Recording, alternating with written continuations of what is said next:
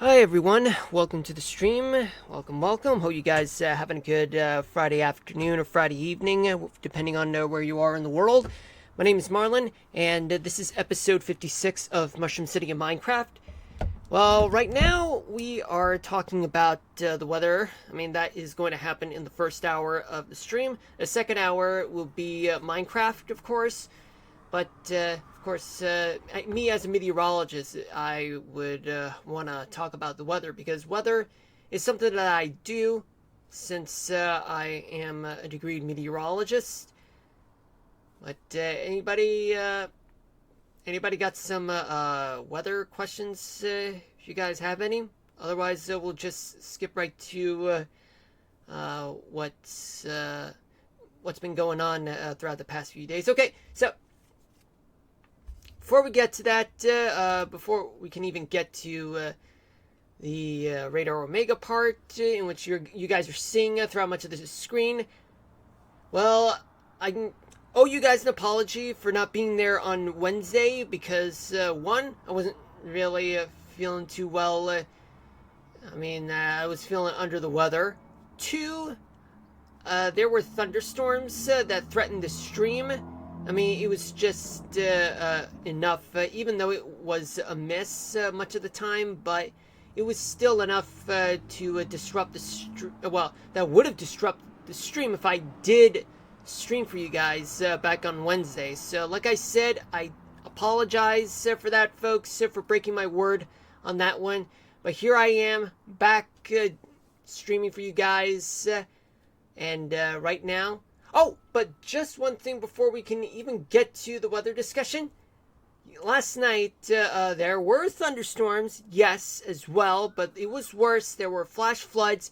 And I don't know if you guys really seen on social media that there were lots of flooding throughout the New York City area, especially in Grand Central Station and a place called Great Neck, New York on Long Island. It was very hectic, guys. And, it's just. I've been to that place a couple years ago, and I used that place as a transfer point for me to swap from one bus to another, whether if I did go to school or come back from school. But either way, guys, I knew that a place like that would be considered the Niagara Falls of Long Island at that time, and still is to this day. Or rather, that's at least in my eyes. That's what I think. I mean, I'm pretty sure there are other places on Long Island that may have their Niagara Falls. And not only that, but the New York City area as well, the five boroughs, New Jersey, the Hudson Valley, Western Connecticut, and even northeastern Pennsylvania. All right, now let's talk about the weather. So if you guys do have weather pictures or videos that you guys want to share with me, go ahead and check out my social media just so that I would comment on that for you guys. Don't mind about the background noise. If it does become obnoxious, I would need to mute the mic for a little while because sometimes they range for about half a second to about a few minutes. So I apologize in advance if it's going to be very disruptive. Gotta go back here, and we're going to talk about what's going on with active weather alerts. There are 20 severe thunderstorm warnings in North Carolina, South Dakota, Colorado, New Mexico, Texas, Montana, and Canada. 8 flash flood warnings in Mississippi, New Mexico, Texas, Colorado, North Carolina, and Virginia.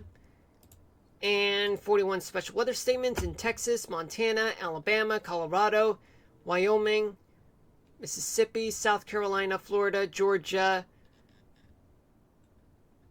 California. I don't know if I already said Alabama, but Alabama, Oklahoma, Washington, Oregon,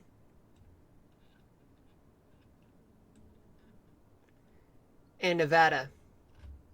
think I already said North Carolina, folks.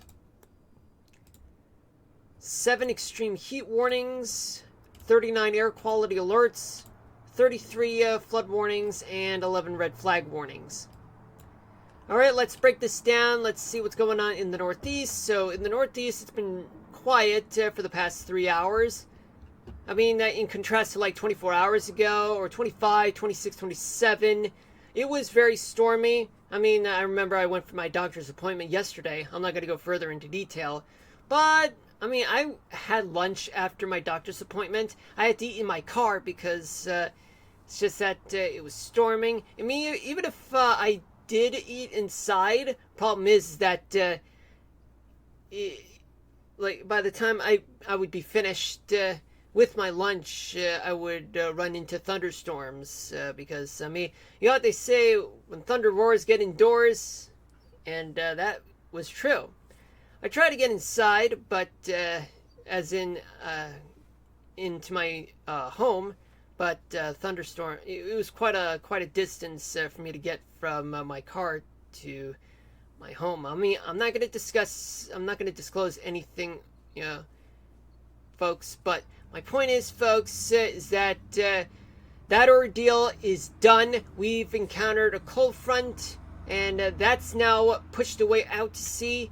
And right now, you're seeing just a few pockets of clouds and showers, particularly in places like the Mid-Atlantic, like the Delmarva Peninsula, Washington, D.C. area, though there are some few thunderstorms in southern Virginia and southeastern West Virginia, too. But it's nothing too significant, folks. I mean, you're just seeing just a few clouds and a few showers, especially in the central New Jersey along the Jersey Shore. But elsewhere in the Northeast, it's quite dry. No warnings, with the exception of one flash flood warning in Galax, Virginia, just east of Bristol, Virginia. Or rather southwest of Roanoke, Virginia. Then we go down to the Carolinas and the southeast, where you're seeing a stationary front that is in position throughout the south, and all of that is causing thunderstorms and oftentimes some severe ones, especially flash flood warnings, small hail damaging winds in some parts of the south. And there is a cold front in eastern North Carolina, and it's not moving as quick. I mean, based on the position of the cold front, I mean, for the most part, it's going to stay there. I mean, because you have warm air and cold air that are getting at each other's throats, but it turns out that both of them have equal momentum, meaning that it's a stalemate. It's kind of like being down in the trenches and you try to move forward, and yet you can't, and your opponent can't really move as well. So you're basically in a quagmire, and that's what's going on in the south. So basically, you have a severe thunderstorm warning, flash flood warnings in Jacksonville, North Carolina. Some special weather statements from North Carolina to South Carolina, Georgia, Alabama, Mississippi. We'll deal with Texas in a moment. Severe thunderstorm warnings are in effect in southeast Durham, in eastern parts of eastern Charlotte.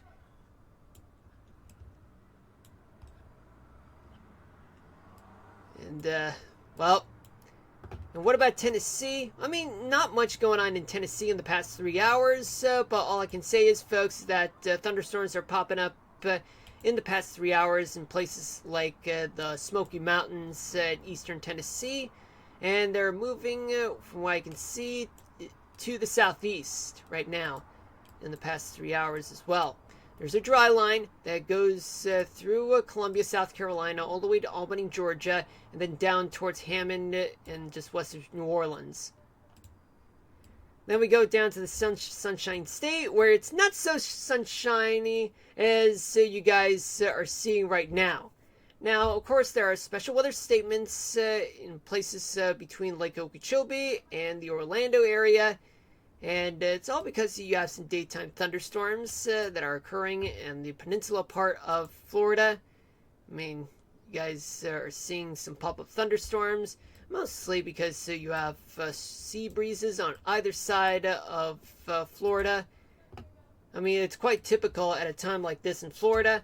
In the past 3 hours in the Panhandle of Florida, I mean, it's somewhat fading, slowly fading, but yet slowly moving to the east for the most part, drying up, but they're not out of the woods yet. Now we go to Arkansas and Louisiana. There are lots of thunderstorms in the northern part of the state, including the eastern part, though they're more spotty than the ones up north, where up north it's a little more widespread, a little more close, tight, more together, if you will. In Arkansas, just a few places with thunderstorms, though they're coming from Oklahoma. In the past 3 hours, 3 hours ago, you're seeing just a few clouds and showers that have dissipated. They're coming from Tulsa, but not much is there right now. Then we go down to Texas and Oklahoma. For the most part, there are flash flood warnings in places just northwest of Fredericksburg, with special weather statements there. Small hail damaging winds, especially right between Big Lake and Sonora, Texas. There are some pop-up thunderstorms.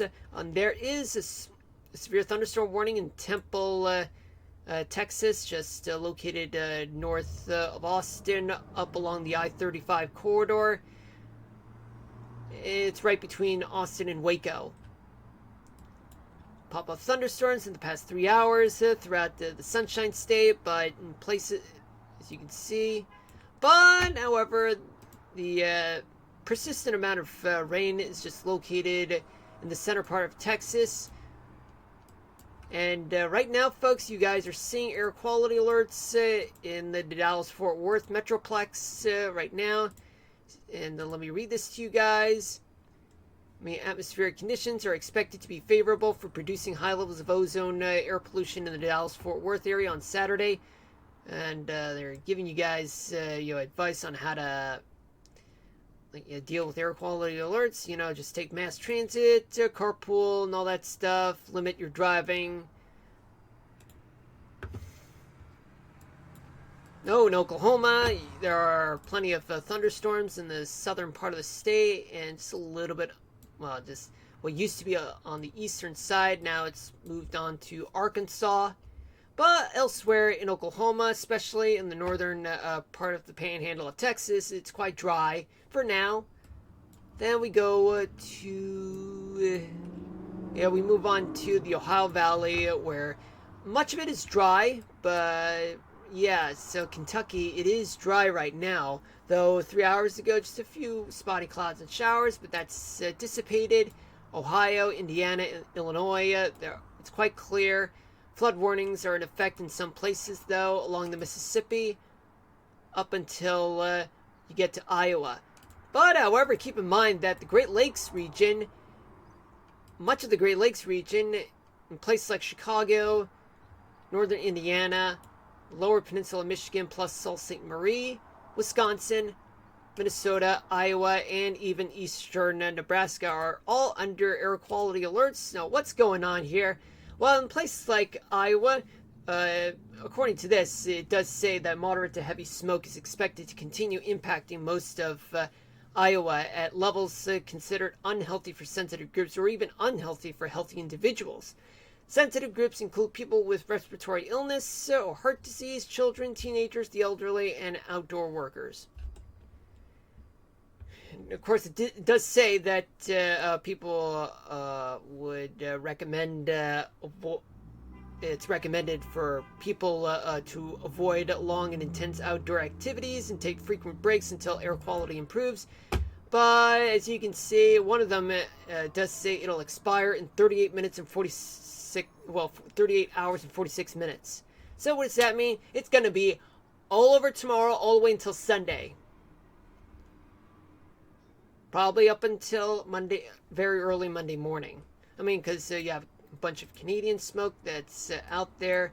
I mean, at least for the most part, it's quite dry in the Midwest, in the Great Lakes region, Iowa, and Missouri, and Minnesota. Now in Nebraska, as you can see, a few clouds and showers on the southeastern part of the state, northeastern Kansas. Kansas City is also under air quality alerts, as you can see.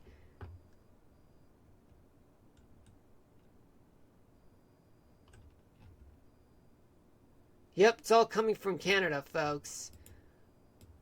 Much of the Midwest is getting a lot of it. Flood warnings are in effect in eastern South Dakota, southern Minnesota, eastern Iowa. In the Dakotas, special weather statement is there. I mean, not enough to issue a severe thunderstorm warning, but just enough to issue a warning in which those type of thunderstorms would produce some strong winds, maybe a small hail in the northwestern part of South Dakota. A few showers, clouds in the rest of northwestern, north central South Dakota and southwestern North Dakota.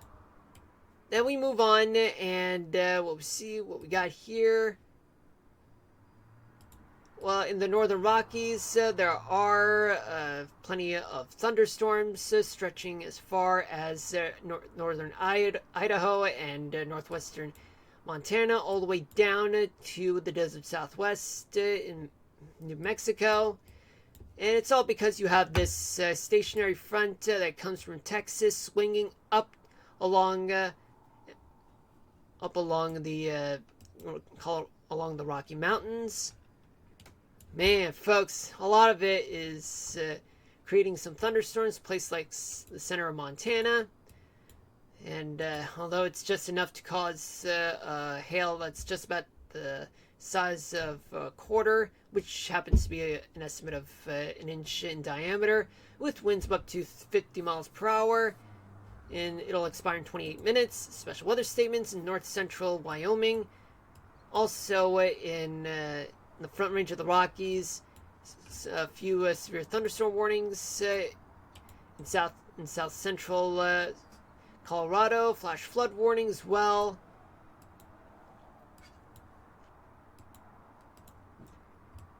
More flash flood warnings in southeastern New Mexico, as you can see, and a severe thunderstorm warning in southwestern New Mexico. But elsewhere, as you can see, in southeastern Idaho, there are red flag warnings with a special weather statement there. But just because there are thunderstorms there does not really mean that dead vegetation is still present, as well as a few strong winds and dry conditions there. I mean, maybe that could start another wildfire there in the west. But you can't really be too sure, folks. I mean, yes, storms are there, hopefully just to reduce the drought, but at this rate, it's not enough. Consistent rains mean that the red flag warnings would disappear, but this is not the case. More red flag warnings in western Colorado, southeastern Utah, extreme heat warnings in parts of the Grand Canyon in Arizona, and as well as southern Arizona too. But regardless, there are plenty of showers and thunderstorms throughout much of the desert southwest, Colorado, southern Utah, and throughout much of Wyoming, much of Idaho, as you can see, and western Montana, and even a little bit in northeastern Montana too. Nevada, northeastern quarter of Nevada, there are some pop-up showers and thunderstorms, pop-up ones in the center part of the state, and just north of Carson City, but with a special weather statement there, just north of Reno though. Then in California, there is one severe thunderstorm warning with special weather statements just west of Redding, California. All because you have some pop-up thunderstorms in the northern part of the state going into the Sierra Nevadas. I mean, it's all this daytime heating, condensation, all that convection has led to some thunderstorms there. In the Pacific Northwest, plenty of showers and thunderstorms on the leeward side of the Cascades, plus southwestern Oregon and northeastern Oregon too.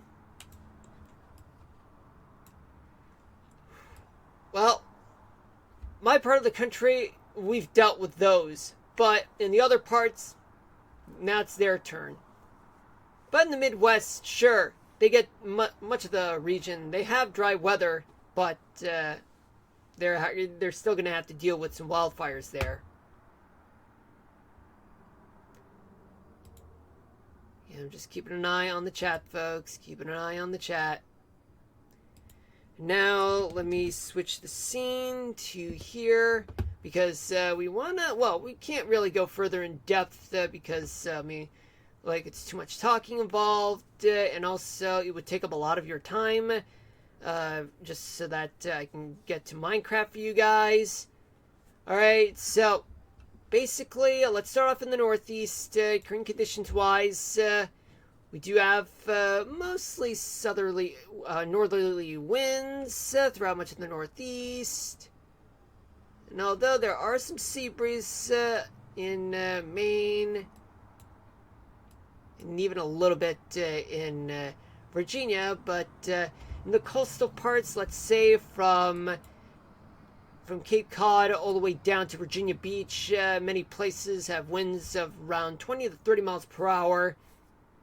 But elsewhere, just up to 20 miles an hour throughout the Northeast. And temperatures in New England, they are in the mid-60s to mid-70s. In upstate New York, temperatures are in the upper 60s to mid-70s. The greater New York City area, temperatures are in the low to mid-70s. Pennsylvania, temperatures are in the 70s. In the Mid-Atlantic, consisting of Delaware, Maryland, Virginia, and Washington, D.C., temperatures are in the 70s. West Virginia, temperatures are in the upper 60s to mid-70s.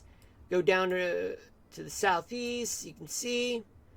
All I can say is, folks, is that we start off with Tennessee. Winds are coming from the north, blowing up to 20 miles an hour, as well as much of Mississippi and Alabama, but that's on the northern side. The southern side, you have winds coming from the southwest, but regardless, much of both Alabama and Mississippi, winds are blowing up to 20 miles an hour, but in the center parts of each state, winds are only a little bit light and variable. Georgia, Georgia, winds are coming from the west, blowing up to 20 miles an hour in many places. South Carolina, North Carolina, winds are coming from the north. Hold on a minute, folks. Alright, I'm back. South Carolina, winds are coming from the north, but shifting to the east. But in the southeast North Carolina, northeast South Carolina, winds are somewhat light and variable, but in the Outer Banks of North Carolina, winds are coming from the northeast, blowing up to 20 to 30 miles an hour. And then you have the other parts of the coastal part of the Carolinas. Winds are coming from the southwest, blowing up to 20 miles an hour. So what do we got for temperatures? Temperatures in North Carolina, they are in the mid-70s to mid-80s. Then we go down to Georgia, where temperatures range from the upper 70s to mid-90s. Tennessee, temperatures from the mid-70s to low 80s. Alabama, Mississippi, temperatures are in the upper 70s to upper 80s. We go down to Florida, where you have west-southwesterly winds blowing up to 20 miles an hour throughout the northern part of Florida, and that includes the Panhandle. Central Florida winds throughout much of central and even the parts of South Florida. Winds are light and variable. But along the west coast, you get winds that are somewhat blowing up to 10 miles an hour. From Tampa Bay all the way to Marco Island, where they're blowing up to 15 miles an hour. In the Atlantic side of South Florida, you're seeing winds that are coming onshore, blowing up to 20 miles an hour. But in the central Atlantic side of Florida, winds are somewhat light and variable. In the Keys, winds are coming from the east, blowing up to 20 miles an hour. All over the Sunshine State, temperatures range from the upper 80s to the upper 90s. Let's go to Arkansas, Louisiana, Alabama, Oklahoma, and Texas. Arkansas, winds are coming from the northeast, blowing up to 20 miles an hour. But in Louisiana, winds are moving to the south, but then move to the east once it reaches the southern part of the state. But winds there becoming very light, but no more than 20 miles per hour all over the state. Temperatures in Arkansas, they are in the 80s. Louisiana, winds are in the upper 80s to mid 90s. Oklahoma, you have much of the state with winds coming from the northeast, blowing up to 20 miles an hour, maybe a little higher in the center part of the state. But in the panhandle of Oklahoma, you're seeing winds shifting to the west and then to the north, blowing up to 20 miles per hour, maybe a little higher in the far western part of the panhandle of Oklahoma. Temperatures there are in the upper 70s to low 80s. Texas, you can see winds are light and variable in the eastern part of the state. Panhandle winds are shifting from the east-northeast to the north at up to 20 miles per hour in many places. The western part of the state, winds are moving to the west, but many parts blowing up to 20 miles an hour. Southern Texas, winds are coming onshore, blowing up to 20 miles per hour. Temperatures are in the 80s in the panhandle. Western part, temperatures are in the upper 80s to mid 90s. In the eastern and northern parts of Texas, temperatures range from 82 in Houston to 98 in Killeen. Southern Texas, temperatures are in the upper 80s to mid hundreds. We go to the Ohio Valley. Virtually in the Ohio Valley, winds are coming from the northeast, and they're blowing between 15 to 25 miles per hour. All over the Ohio Valley, temperatures in Kentucky, they're in the 70s to low 80s. Ohio, 70s. Also in Indiana and Illinois, temperatures are in the 70s to low 80s. In the Great Lakes region, you have, in northwestern Wisconsin, you have winds that are moving clockwise, but very light and variable, with the exception of southern Wisconsin, where winds are coming onshore from Lake Michigan. And in Michigan, the lower peninsula, winds are coming from the north, blowing up to 10 miles per hour, but shifting to the southwest, blowing up to 20. In the north, in the upper peninsula of Michigan, as you can see, winds are coming from the northwest, shifting to the east at up to 20 miles an hour. Temperatures throughout Michigan and Wisconsin, they are in the 70s overall. Now we go to the Dakotas and Minnesota, where, of course, I did say that there's a clockwise flow of winds in Minnesota, as well as I failed to mention. But as you can see, winds are moving to the northwest, but in Minnesota, they're only moving to the north. Minnesota, they're blowing up to 20 miles an hour. North in the Dakotas, much of the state, winds are blowing up to 20 to 30 miles an hour. Temperatures in Minnesota, they are in the 70s. And in the Dakotas, temperatures are in the mid 70s to the low 80s. And we go down to the Missouri River Valley, consisting of states like Iowa, Missouri, Kansas, and Nebraska. You're seeing winds in Iowa and Missouri coming from the east or east-northeast, blowing up to 20 miles an hour, but shifting to the north-northwest in Nebraska and Kansas, where winds in the far western part of Kansas, they're blowing between 20 to 30 miles per hour, especially throughout the western half of Nebraska, but a little faster in rather places northwest of North Platte. Temperatures in both Iowa and Nebraska, they are in the 70s. Kansas and Missouri, temperatures are in the mid 70s to low 80s. Then we go to the Northern Rockies. This one's a bit tricky. Just give me a moment, folks, while I drink my water real quick. Hold on a minute.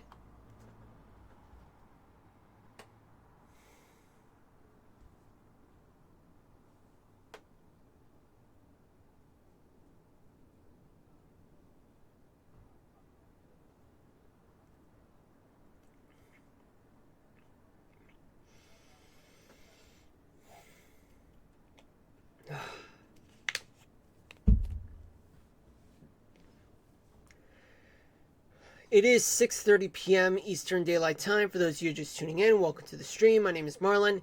This is episode 56 of Mushroom City in Minecraft.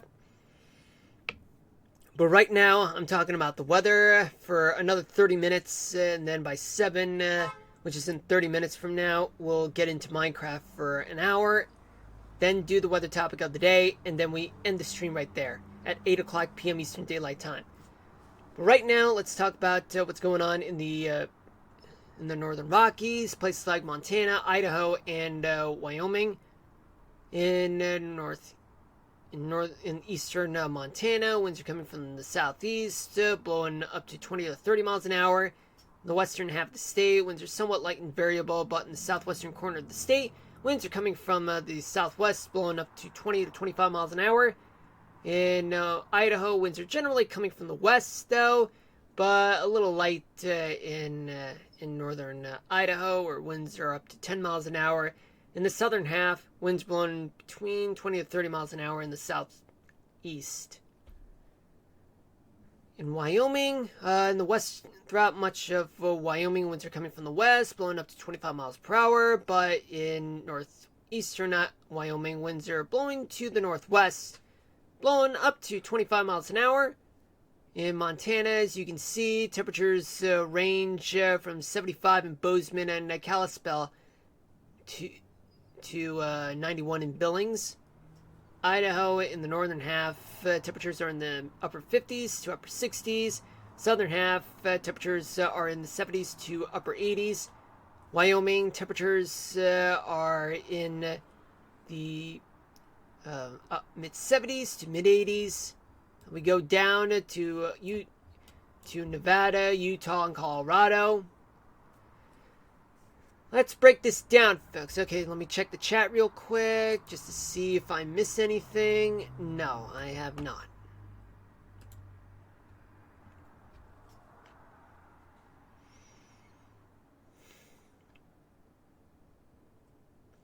So what do we got in Colorado? We got westerly winds blowing around up to 25 miles per hour in many places. Eastern half, winds are blowing to the north. Of course, winds are somewhat light and variable in the parts of the Rockies. Utah, winds are coming from the southwest, blowing around 20 to 30 miles an hour. In northern Nevada, winds are somewhat light and variable, but in the southern half, winds are coming from the south, blowing up to 25 miles an hour. Colorado, temperatures, they are in the low 70s to upper 80s. Utah, temperatures are in the 80s to low hundreds. Nevada, in the northern half of the state, temperatures are in the 80s. Southern half, 90s to mid hundreds. Then we go down to Arizona, New Mexico, where you're seeing winds for the most part. They are moving in the direction to the northeastern part of New Mexico, and they're moving to eastern Colorado. By much of the state, winds are blowing up to 20 miles an hour, but a few places a little higher. In Arizona, you're seeing winds that are coming from the Gulf of California, blowing up to 25 miles per hour in the western half of the state, but shifting to the northeast. Winds are light and variable in the southeastern part of the state. So you can see temperatures in New Mexico, you have in the northern half of the state, they are in the mid 70s to upper 80s. Southern half, temperatures are in the 90s. Let me take a quick sip of water, folks.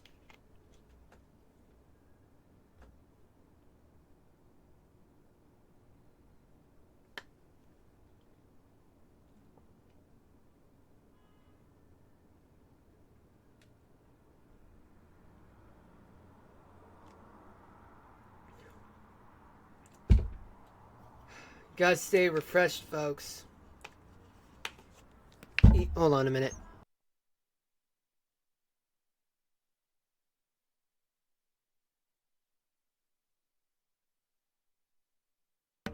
Alright, I'm back. In Arizona, temperatures in the northern half of the state, they range from 82 in Flagstaff to 97 in Kingman. And also 70 in Alpine. In the southern part of Arizona, temperatures are in the triple digits. Let's go to California, where offshore winds are moving parallel along the California coast, and they're blowing up to 40 miles an hour offshore, but in some parts of the coast, like particularly in the northern California coastline, winds blowing up to 30 miles an hour there. But in Southern California, winds are blowing up to 25 miles per hour in some places. Winds are moving onshore. Hold on a minute, folks.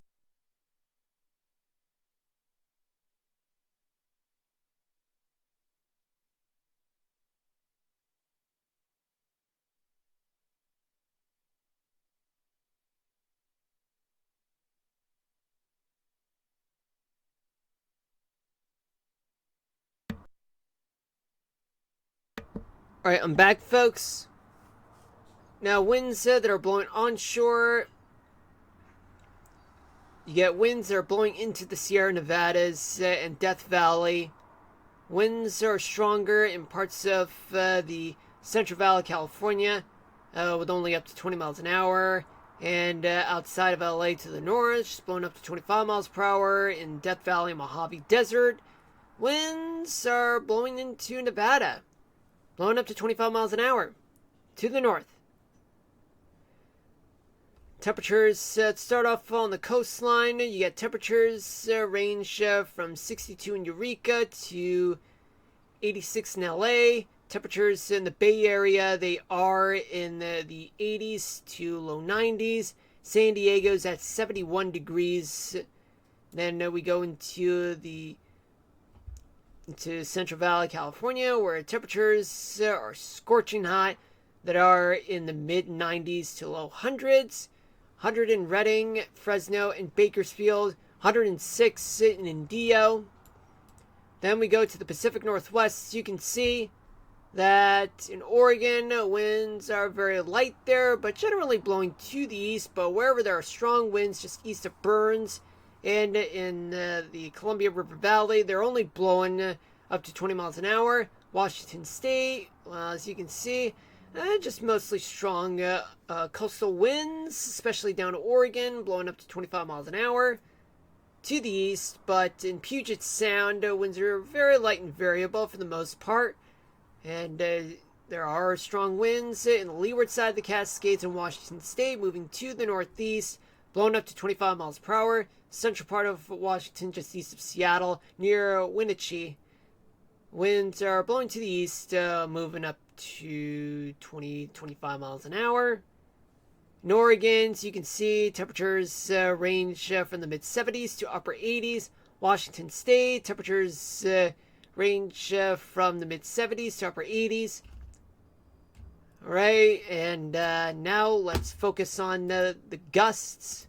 Where are the strong gusts, folks? Okay, there are plenty of strong gusty winds just offshore, but the coastal areas are already feeling it, just blowing around up to 35 miles an hour. Places from Boston all the way down to Norfolk and Virginia Beach. But southern Jersey Shore all the way to places like the far end of the Delmarva Peninsula. Gusty winds are up to 40 miles an hour. Then you have very gusty winds in Nebraska, blowing around 40 to 50 miles an hour, especially in parts of much of Yellowstone. Also around 30 to 50 miles an hour, especially south central Wyoming, northwest Colorado, and even the Colorado River Valley in the Grand Canyon area, especially southwestern Utah and southern Nevada, blowing up to 40 miles an hour. And let's not forget about... I didn't mean to do that. Along the northern California coastline, blowing up to 30 to 40 miles an hour in terms of gusts.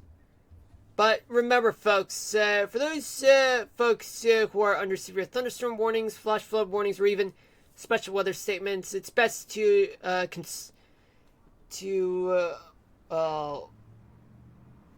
it's best for you guys to pay attention to local officials. They're the ones who provide the actual accurate information. I mean, I'm just a guy who just talks about what's there, or rather what's put out there and what I see. But your local officials will actually tell you the accurate weather information. The ones that have already been recorded, like for example, if you got 2 inches of rain there by local officials, then that's your most reliable source. Then here it's just me talking just to see what's going on. I'm just a secondary source, you guys. Just a secondary source. Moving on, and we see where's the humidity. There's a lot of humidity in the Carolinas, Tennessee, northern Alabama, northern Georgia, Mississippi, eastern Oklahoma, and even just a little bit of humidity in the New York City area, all the way down to Virginia Beach, and even a tiny bit of humidity in northern Idaho and in the Dakotas, Central Plains region, like Nebraska. Then we talk about rainfall estimates. Like I said, consult with your local National Weather Service office or local officials for accurate rainfall amounts, wind speed, wind gusts, just so that you guys know what's going on there. The estimated rainfall accumulation in the Carolinas is just around up to 2 to 3 inches of rain there. In Alabama, Mississippi, and Georgia, up to 2 inches, especially in northeastern Texas, southeastern Oklahoma, and the panhandles of Oklahoma and Texas, especially Kansas, all the way to the Dakotas. But in the Dakotas, up to 2 to 3 inches of rain, maybe up to 4 in a few areas. In the northern Rockies, up to in a few places with just up to 2 to 4 inches of rain. Just a locally heavier amounts, folks. Like I said, consult with your local officials for accurate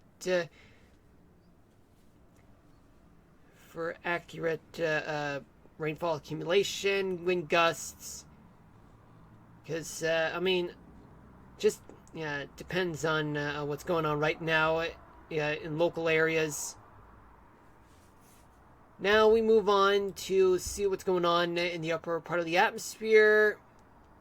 Before we do that, I just want to get to the tropics just to see what's going on. Apparently, as of let me refresh this page, folks. Yep, 1:38 p.m. Eastern Daylight Time. There are no tropical activities to be expected for the next 7 days. And we move on to the upper level winds. So let's assume that this is right now. Let me just take a quick sip, folks.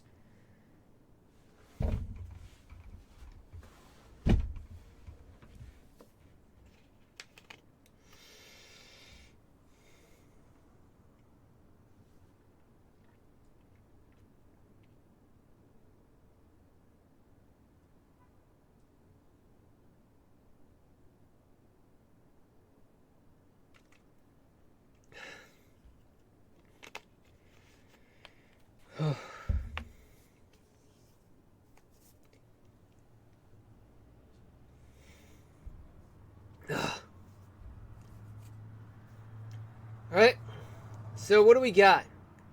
We do have a ridge over the desert southwest right now, a trough just located off the west coast, and even a trough that's located north of Maine.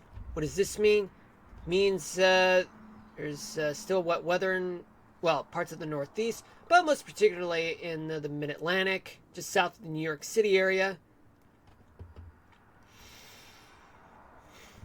Although there are some plenty of storms because of the stationary front that's located in the southeast, dry weather in the Midwest, especially parts of the Northeast, particularly in my area.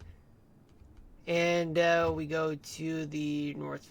We go to the west, where there's a lot of activity in the northern Rockies, all the way down to the desert southwest, and even parts of the west coast too. Plenty of storms there. Now let's focus on what's going to happen in the next 24 hours. So by Saturday night, it's going to be a trough just located, just a flat trough located throughout New England. Ridge, it's still occurring in the the desert southwest, which means there's going to be more storms throughout parts of the west, like Pacific Northwest, Northern Rockies.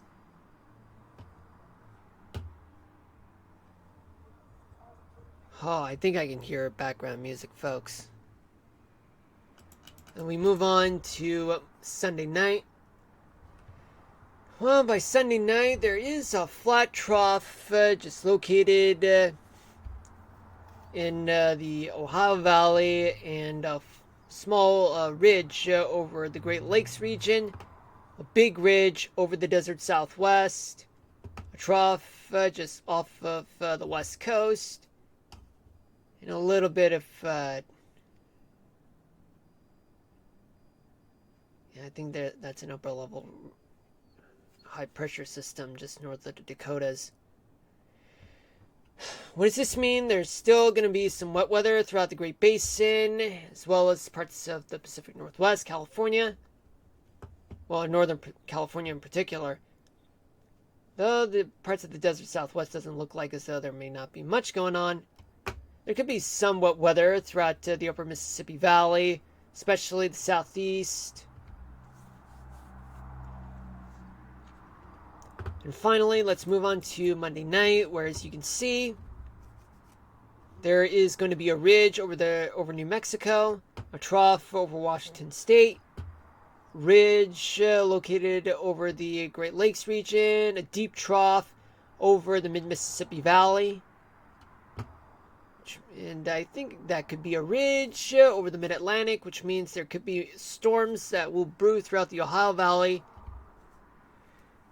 and much of the southeast, especially the Great Lakes region, upper Mississippi Valley, and even the Great Basin, parts of California, Northern Rockies, Pacific Northwest. It's going to be quite a weather event, folks, but we'll check on that just to verify. Alright, so now we're going to transition back to here and talk about what's going on in the next 3 days. Let's go here, regional. Let's talk temperatures. And we'll start off with tomorrow morning. Let me take a quick sip, folks, because, you have to stay hydrated, because I talk a lot, about the weather. Because that's who I am. I am meteorologist Marlon Quinteros of Twitch, YouTube, and of my other socials. I gotta talk about the weather, because I love talking about the weather. Yeah, and many of my friends do talk a lot about weather too, because they work at the weather industry. Yeah, because after all, weather affects everything. Doesn't matter if you guys think that, weather is just, something that we deal with every day. But actually, it affects everything. If you don't pay attention to the weather, it'll screw you up. Big time. Big time.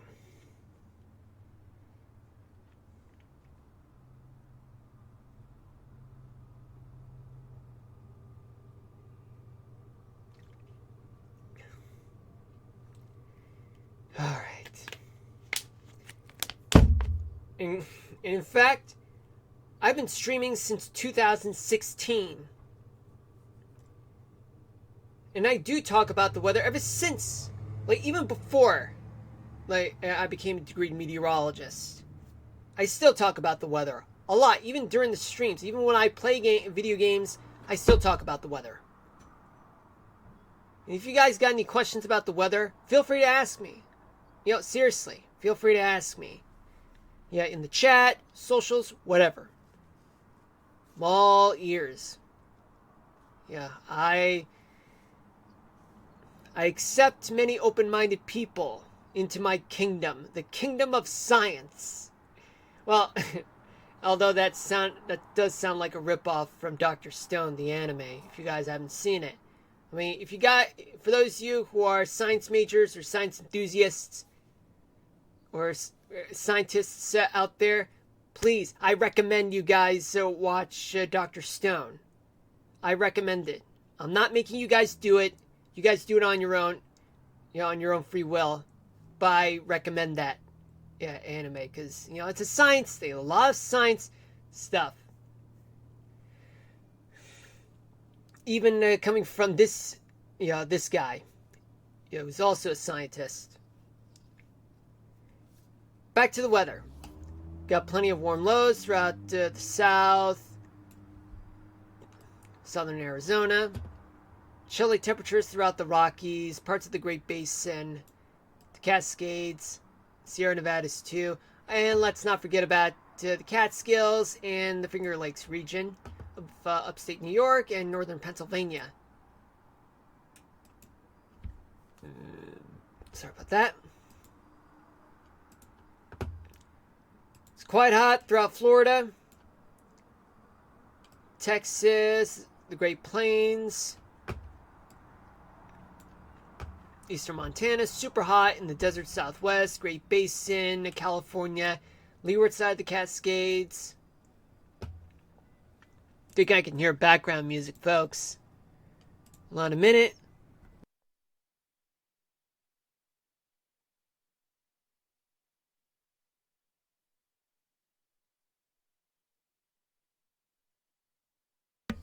You know, I don't think it's loud enough. Let's go to Sunday morning, where there's going to be plenty of warm lows throughout the Gulf Coast, all the way up to New York City, and parts of the desert southwest. Chilly temperatures in the Colorado Rockies, all the way up to Montana and Idaho. The Cascades, Sierra Nevadas, and parts of the Great Basin, too. And just a little bit of cold temperatures in the Finger Lakes region. Well, central upstate New York, that is. Then we talk about Sunday night. By Sunday night, it's going to be very hot in Florida, Texas, much of the Great Plains, especially Louisiana. A lot of heat all over the desert southwest, Great Basin, leeward side of the Cascades, and much of California.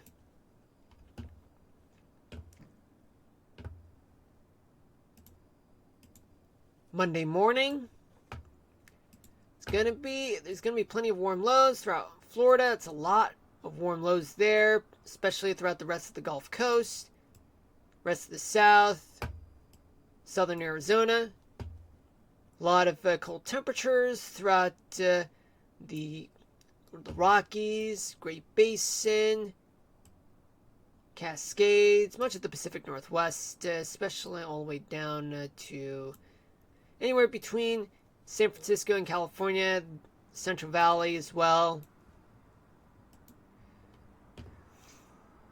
Now, let's move on to Monday night. So by Monday night, it's going to be very hot in Florida, Texas, Great Plains, Louisiana, desert southwest, parts of the Great Basin like Utah, southern Nevada, much California, and eastern Washington State and southern Idaho.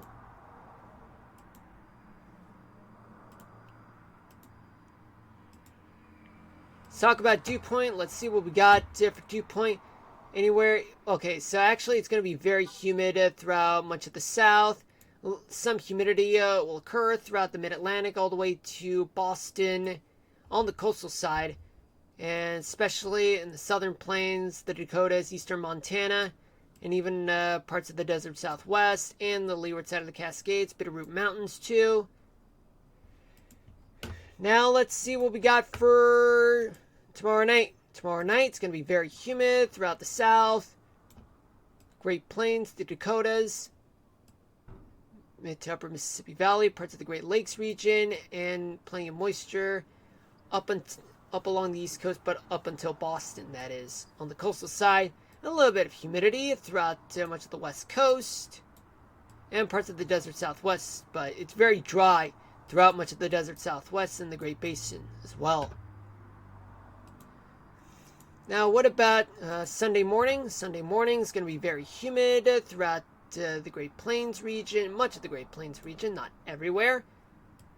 Southeast, lower Mississippi Valley, and on coastal parts of the Mid-Atlantic all the way up to Maine, and parts of the Great Lakes region.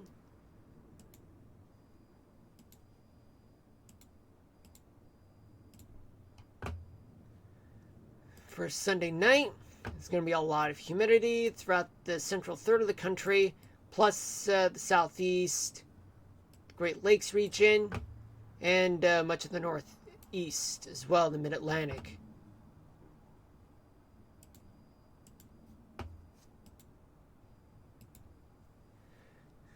Monday morning, anywhere east of the Rockies, it's going to be very humid. Well, humidity will start growing. Even northeastern New Mexico, southwestern Arizona. And finally, a lot of excessive humidity throughout the central third of the country, the southeast, Great Lakes, and much of the northeast.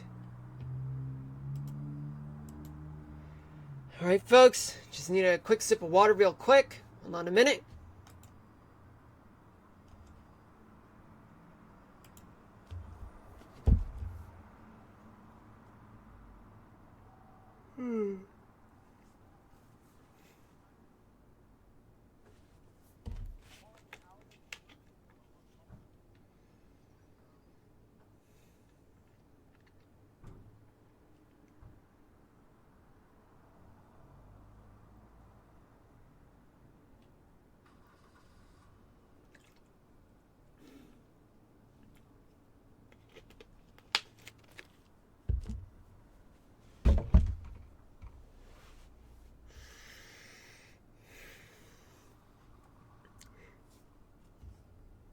Convection time using CAPE.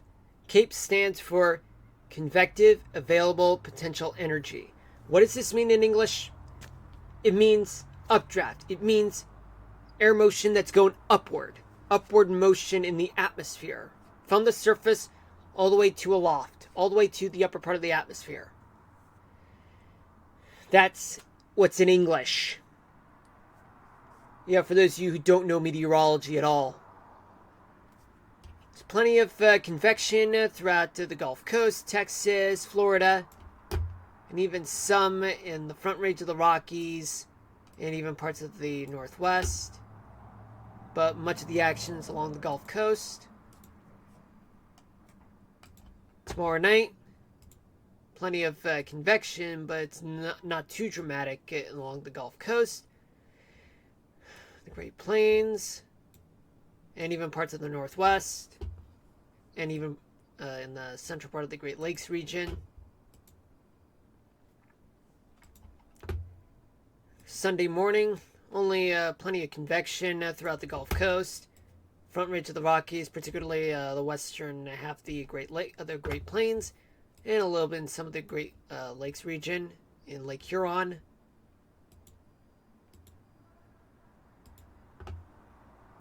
For Sunday night, plenty of convection throughout the southeast, the Great Plains, Texas, and even a little bit in the interior part of the northeast, and even parts of the northwest. On the leeward side of the Cascades, though. Then we move on to Monday morning. Plenty of convection throughout the Great Plains, Texas, Front Range of the Rockies, and even the southeast. And even in the Lakes Huron and Michigan, as well as Lake Erie.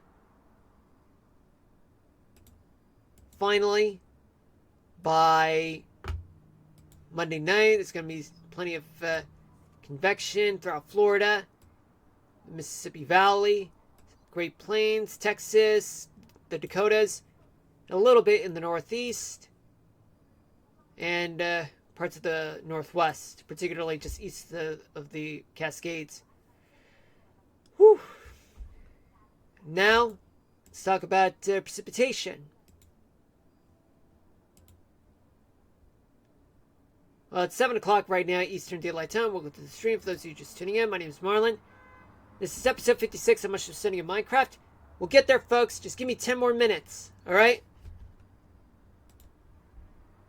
Tomorrow morning, plenty of storms throughout the south, throughout central and northern Great Plains, parts of the Dakotas, and even showers and clouds throughout the northern Rockies, maybe a few storms. Stray clouds and showers along parts of the west coast.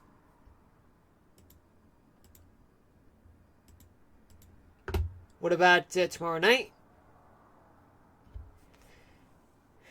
Plenty of action, plenty of storms throughout the south, especially the upper Mississippi Valley, parts of the Dakotas, and as well as the Rockies, parts of the Cascade, parts of the Great Basin. Sorry about that, folks. And even a little bit in the desert southwest.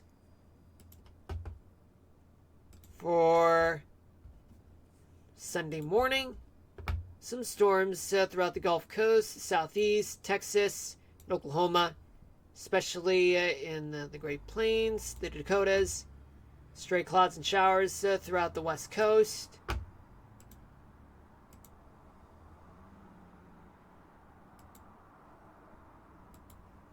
Sunday night, plenty of storms throughout the southeast, Great Plains, even parts of the Great Basin, Idaho, Bitterroot Mountains, the leeward side of the Cascades.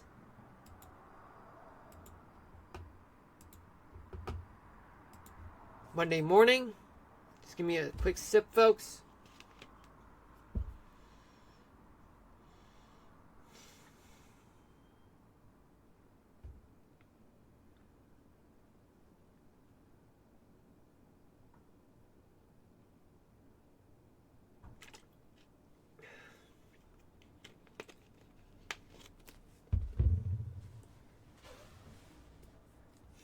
For Monday morning, plenty of plenty of storms throughout the south, the Great Lakes, northern upper Mississippi Valley, and the northern plains, like the Dakotas, northern Rockies, leeward side of the Cascades, and even a few clouds and showers throughout parts of the west coast. And finally, for Monday night, plenty of storms throughout Florida, throughout parts of the southeast, parts of Texas, Oklahoma, Arkansas, and even upper Mississippi Valley, the Mississippi Valley, the Dakotas, the northern Rockies, Bitterroot Mountains. We get some storms. And maybe a few showers and storms throughout New England. Alright, folks. I've already covered the 3-day forecast. I'm going to set this up right now. Play this for you guys while I transition to Minecraft right about now. Pneumatic. Alright, folks. Time to get to business with Minecraft. Alright. So now let's continue where we left off. So this is the sun setting. East. Oh boy, now we're getting rain, folks. Okay, so let me set up some shelter right now for myself because I need protection. So how you guys doing? You guys having a good day? You guys hoping for better days ahead? What's your story?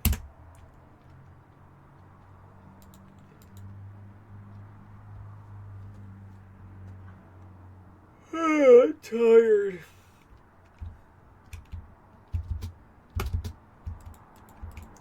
For me, I'm just tired, but I still want to stream for you guys because I want to.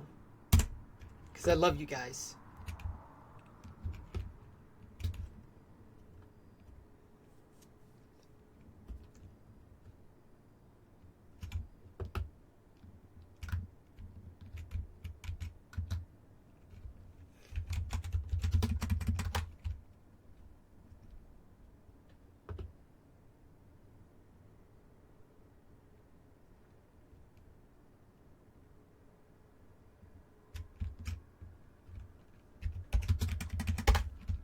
So right now we are somewhere along northwest, I think, or northeast.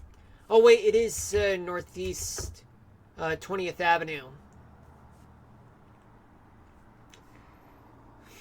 So yeah, we're getting into things. We're almost halfway through, but we're not going to get to that. We're not going to get to the halfway point yet in this stream because it takes a while.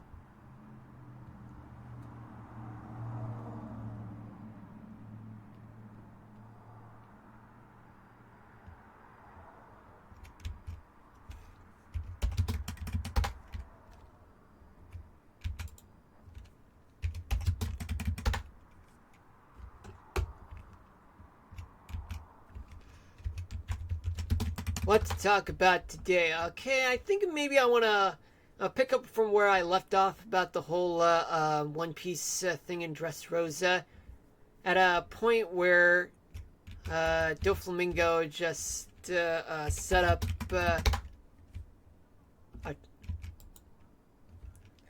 a move that'll put everyone in Dressrosa at risk. It's called Jailbird. He used his devil fruit power, the string fruit, I think it's what it's called, and he puts the entire island of Dressrosa inside of his jailbird, no, of his birdcage,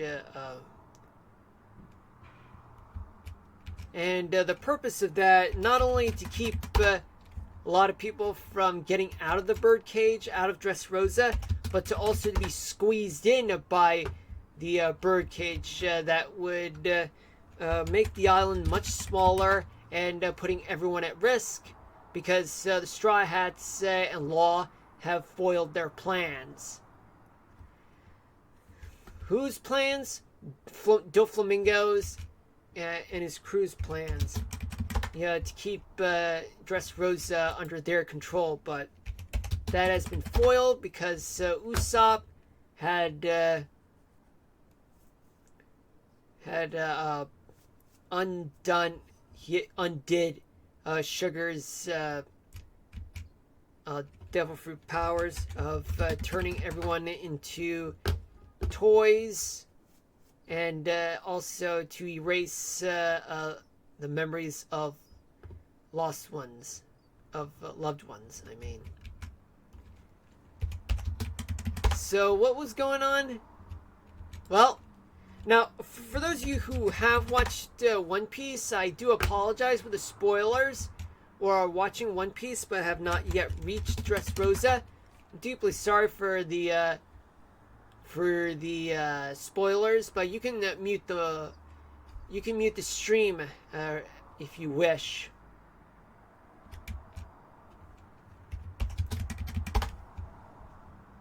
But for those of you who are not really interested in One Piece, well, at least you guys don't have to hear the spoilers. But for those of you who want to get started on watching One Piece, well, I'll just mute the mic after you're done, finishing the first episode, but only if you wish to continue watching more One Piece from episode 1, which was a long time ago, folks. Long time ago.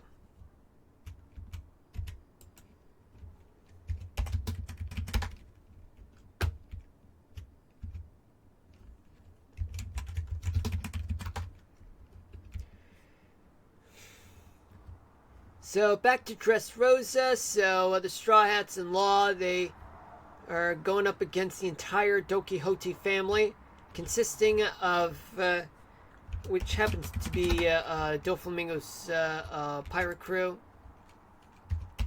Luffy and Law are up against Doflamingo, and Luffy, on his part, he's actually trying to get to Doflamingo just to beat him. But of course he bumped into Bellamy, and Bellamy, well, said he doesn't need his help, but Luffy, he just wants to protect him. Yeah. And Bellamy, well, the reason why he's attacking Luffy, it's because of Doflamingo's, ability of holding Bellamy hostage, meaning that he attacks a lot of people against his will.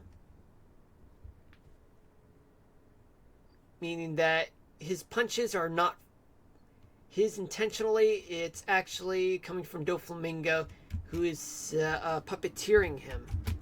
I don't know if that's really a word, but if it's not, I guess you can just call it like moving Bellamy like as though he's Doflamingo's puppet. And got to a point where Bellamy almost died and basically was unconscious. And then that's where Luffy vows to put an end to Doflamingo for good. Not necessarily to kill Doflamingo, but just to teach him a lesson. So, eventually, Luffy and Law, they reached Doflamingo, but with trouble on Doflamingo's side. So at first, Trafalgar Law, he was up against Doflamingo, and there was a backstory to Doflamingo and Law.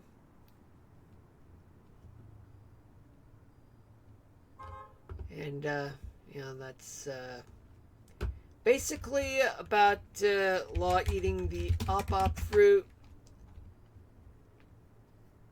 Oops, didn't mean to start from there.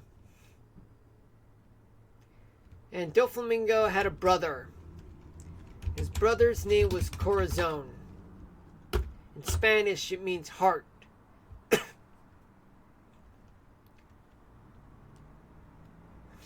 So basically, Dressrosa is more like Spain.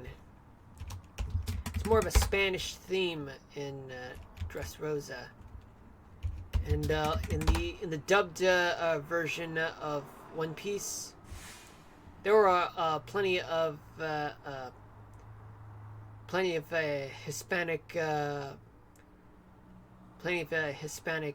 voice actors, who voiced Violet and Rebecca, and even Senor Pink, Mr. Pink.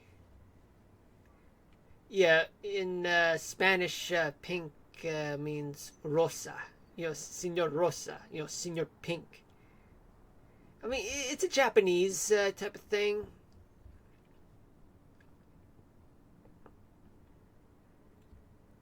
It's kind of like how things would roll for the land of Wano, where it's cultural, which is traditionally Japanese, and Egghead Island, I think it's German, because you have the Einstein, Albert Einstein looking guy who happens to be Dr. Vegapunk. Yeah, that he has a German accent, for the dubbed version.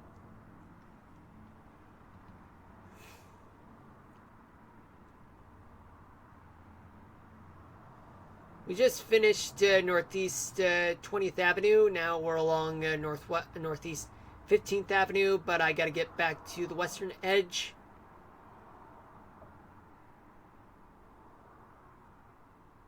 Let's see.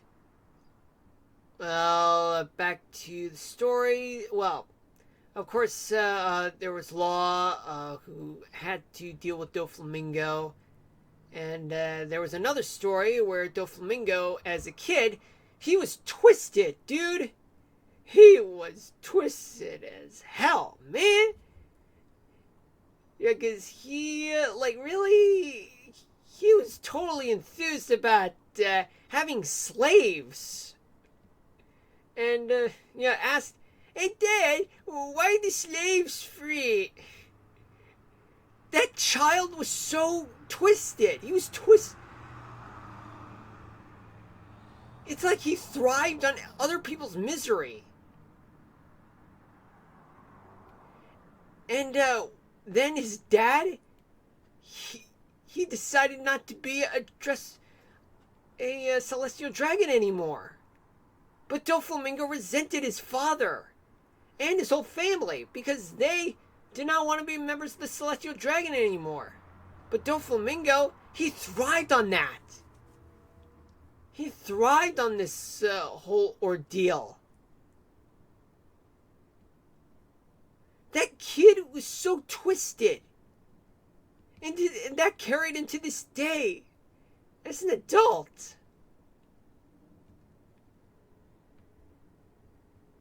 And and at that time, when he and his brother and his father were tied up, he obtained Conqueror's Haki. And he swore, well, I'd see a place where there was a place where the lightning struck. And at one point, Doflamingo vowed that he would seek revenge against everybody. Everybody! So the family was poor, Doflamingo killed his dad, and then his mother died, and then eventually he killed his own brother in a later time. Right around the time when Corazon at first, along with Law, didn't really like each other, but then Doflamingo decided to hell with his brother and just killed him. And then Law would seek revenge against Doflamingo, but many times he had failed because he was outnumbered and overpowered by Doflamingo and his crew. And Trebol was definitely not helpful. Goofy!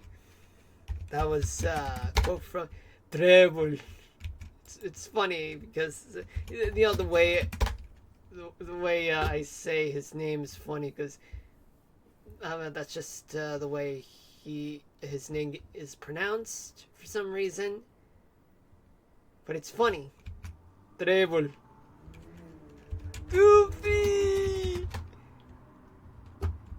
He's a slime ball. You know, that Trebol. But eventually he had to be taken down by Law and Luffy. But Luffy, after Law was unable to take on Doflamingo, had to take over. And then it took about a couple episodes, and as well as Luffy's crew who were still fighting a bunch of crew members of Doflamingo's pirate crew, while the birdcage was squeezing them. And Sabo, Luffy's other adopted brother, of course there was Ace, but he died, but that's a long story, was just, and along with other members of the Revolutionary Army, they were still trying to gather as much as they can, as spies, just to bring down the world government. And knowing that the world government is still on that island, even despite the fact that that Doflamingo has put everyone in Dressrosa in his birdcage, that is squeezing them until everyone is gathered in one place at the center of the island. And Doflamingo's hoping that everyone dies there. But eventually, Luffy, he obtained fourth gear, known as the Gum Gum King Kong and Kung Cannon. And then finally, he beat Doflamingo's ass. Took about a few more episodes after he obtained the fourth gear. And then finally, Doflamingo is defeated. Knowing that Doflamingo's glasses have been removed by Luffy's attack. So the whole island rejoiced. And then you had Luffy and his crew. Well, although half of his crew is in Dressrosa, but the other half have sailed away to Zou, a nearby island, just to escape not only Doflamingo's crew, but also from Big Mom's crew, because Big Mom's pirate crew, they were after Caesar Clown just to get back at him.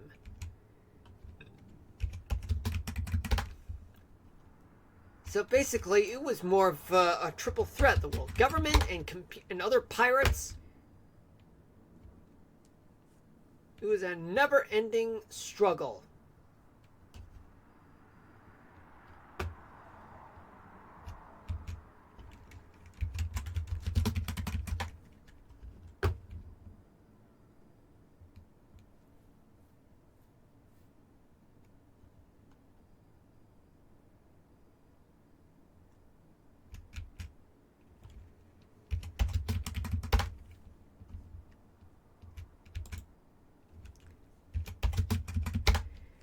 So, how did they get out of Dressrosa? Well, first, it was just a girl named Rebecca, who happened to be a pink-haired girl who was fighting at the Coliseum with Luffy. But I call him Lucy because that was Luffy's alter ego. Because he didn't want to be found out, but couldn't help himself because he was trying to win that fire fruit from Doflamingo as part of the competition, just so that other pirates or his competition would not be able to win. But with Sabo, reuniting with Sabo, thought that Sabo died long ago.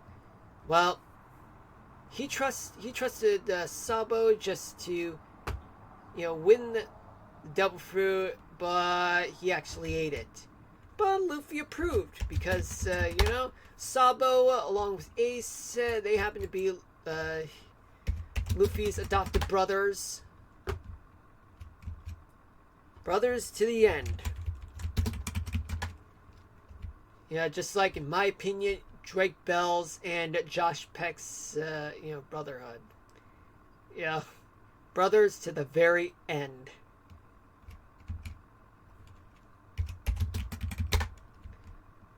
Well, I'm not going to go... Well, but I digress on that one. That's just my opinion.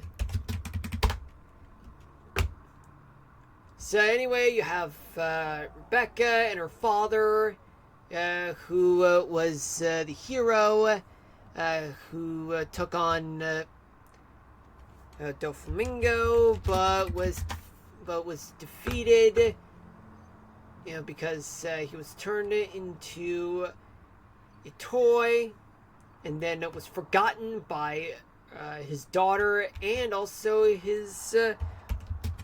And also Rebecca's grandfather, and as well as Violet.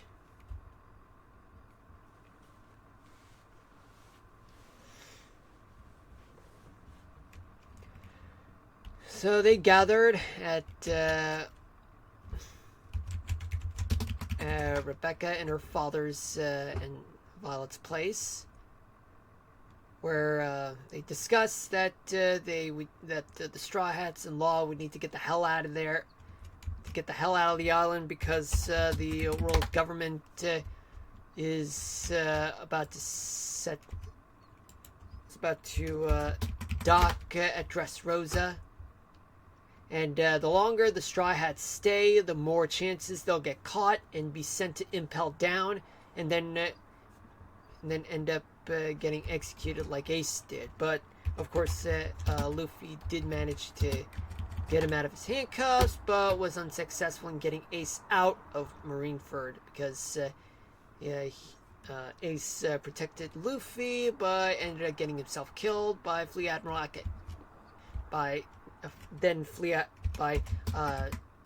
then Admiral Akainu, who got promoted after his fight against Aokiji in Punk Hazard.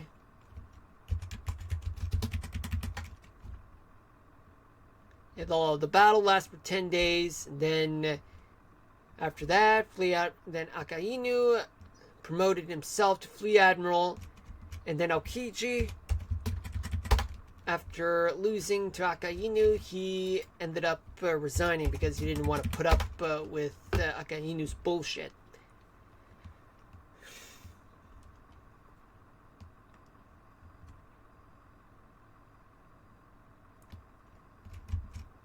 Now, what about the Tontadas? The little guys. Well, they happen to be Straw Hats allies. New friends, actually. Not just allies, but new friends.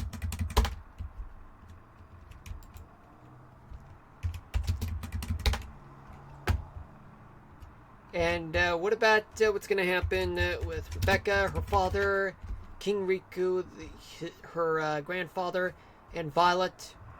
Well, they're going to, based on the people's, demands, or rather, based on the people's choice, let King Riku take back his throne, and along with the rest of his family. But the thing is, Rebecca wants to stay with her father, because she hasn't been around her father because he was turned into a puppet. Violet remained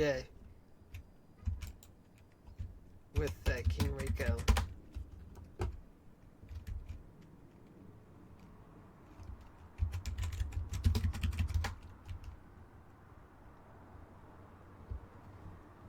So what happened? So Sabo did meet up with the Straw Hats, and also Robin, and the rest of his crew, and the rest of Luffy's crew, learned about Sabo, that he happens to be Luffy's other adopted brother, and that they are rest assured that Sabo's got their backs. He's part of the Revolutionary Army. Then after that, at some point, the Straw Hats and Sabo, along with his comrades in the Revolutionary Army, they had to move out of the island, but separately though, because they were going back to headquarters. Sabo, along with his comrades, were going back to headquarters to meet up with Monkey D. Dragon, the leader of the Revolutionary Army, who happens to be Luffy's dad. I don't know who's Luffy's mom, because the anime wouldn't allow us yet to know about Luffy's real mom. But there's speculation that one of the inhabitants of Amazon Lily happened to be Luffy's mom, who was Boa Hancock's predecessor before probably she died. That's just based on what I've searched on the internet, but right now it's not really verified. Now, what about Doflamingo? Is he dead? Actually, he's still alive, but he ended up in captivity by the Marines, and the Marines were so close to rounding up Straw Hats, but they left. All because Fujitora, just gave him a heads up and said, "Well, you guys got to get the hell out of here before I change my mind, because world government's gonna be on your asses, and so am I."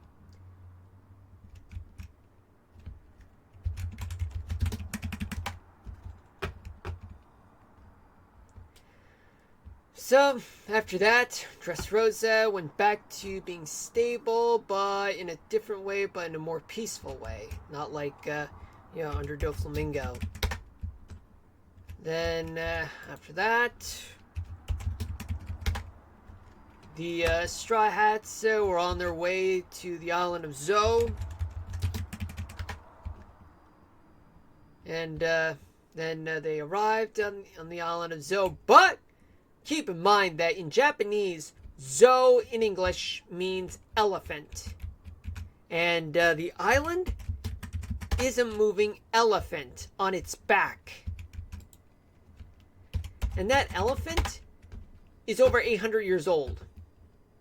Believe it or not, it's so giant. And the only way to get to the island on its back is to head up. And it's a long way up. And so, of course, Trafalgar Law was with the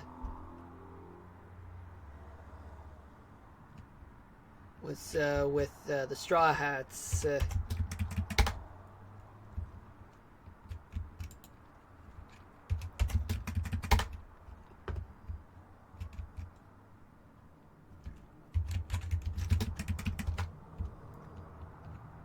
It is 7:30 p.m. Eastern Daylight Time. Welcome to the stream for those of you just tuning in. My name is Marlon, and this is episode 56 of Mushroom City in Minecraft. Hope you guys have a good day. We're hoping that you guys have better days ahead. For me, yeah, it's just another work day. But today's Friday, so thank God, because, I'm tired. But I like to stream for you guys. So we only got about another almost 30 minutes of streaming. Because I stream from 6 to 8 p.m. normally. Then I end the stream with the weather topic of the day. Right now it's raining in the city, but it's not so outside in real life. I'm pretty sure you guys can see on the upper right part of your screen right now, folks.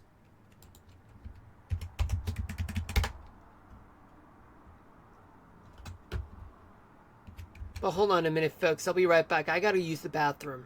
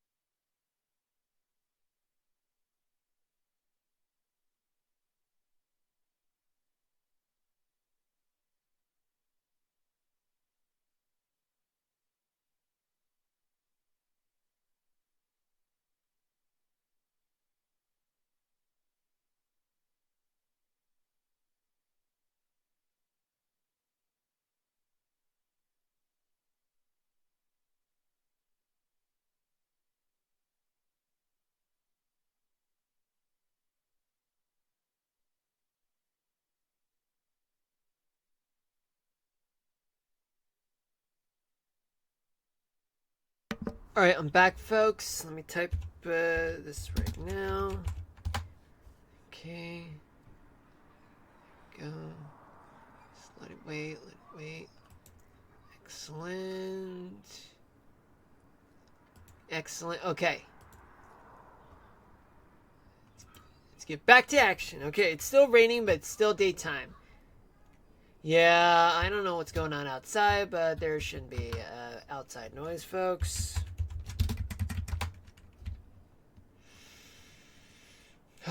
Okay, so we're still at Northwest 15th Avenue. And right now we're... Oh, look at that. We are getting there, folks. We are getting there.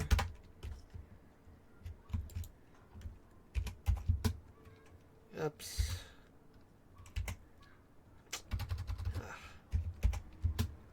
What the hell? There we go.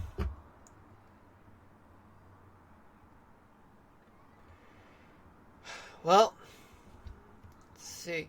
So after they climbed up, oh yeah, but what about Kinemon and also Momonosuke? Okay, so in Dressrosa they did Kinemon and Momonosuke. They did find some of their comrades in Dressrosa, particularly a guy named Kanjuro.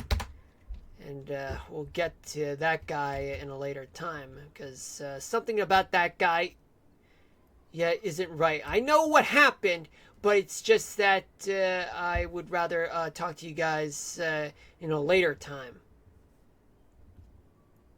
So, what's been going on? So, Kanjuro and many others joined with Kinemon, and where did Kinemon and Momonosuke go? Well, they joined up with the Straw Hats. They actually joined up with them in the island of Zou, and then by the time they got to Zou, they actually meet up with the rest of the Straw Hats. So the Straw Hats that actually went to Zou after they were chased by Big Mom and the rest of her pirate crew. They consist of Nami, Usopp, Chopper, and Brook. Brook. I like to say his name with a funny accent because it's funny. Brook. But not like female Brook, but more like a guy named Brook.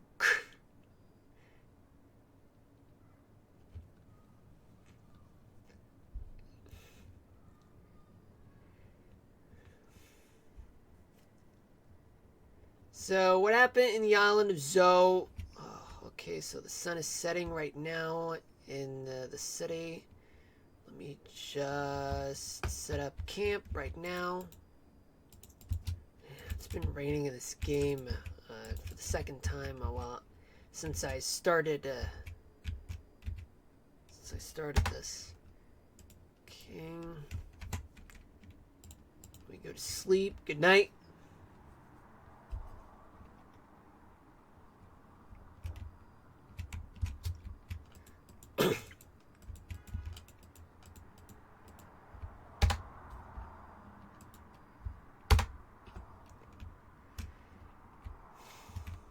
So they arrived. So they reunited in the island of Zou. Oh yeah, but I almost forgot to mention that Caesar Clown is tied up with the Straw Hats that left Dressrosa.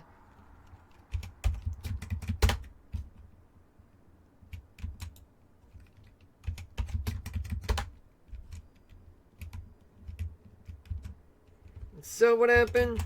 Well, before Luffy, Usopp, Zoro, Robin. Wait a minute. Oh no, wait. Usopp was not with Nami, Brook, and Chopper. It was Sanji. My mistake, folks. So, to start over, it was actually Nami, Sanji, Chopper, and Frankie. No, not Frankie. Brook. That actually left Dressrosa per Captain's orders, meaning Luffy ordered Nami, Sanji, Brook, and Chopper to leave the island and catch up with them after they beat Doflamingo's ass, and they did.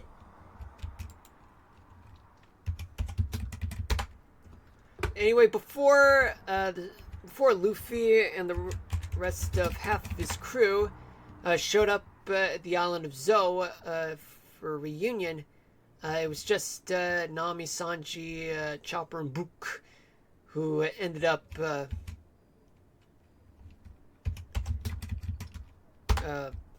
experiencing a unique type of weather in the island of Zou. But this was not a natural meteorological phenomenon.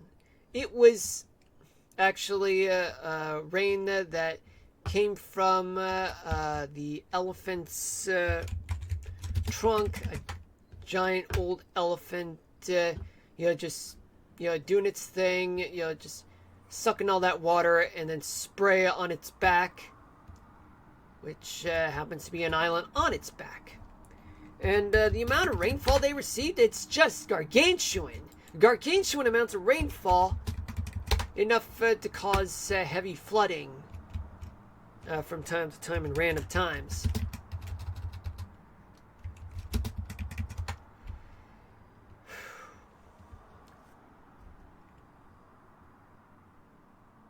So upon the Straw Hats' embarkment of the island of Zo, they met up with a group of people known as the Minks.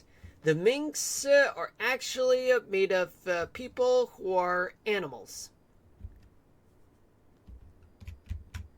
Well, of course, animals that talk. Animals in a human form. Like, for example, you had this guy named Pedro, who every time when he said you, he said you gotta. I want you gotta to listen to me.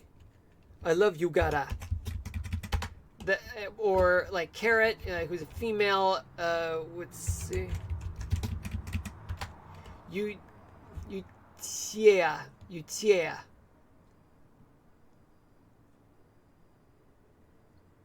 I love you tia.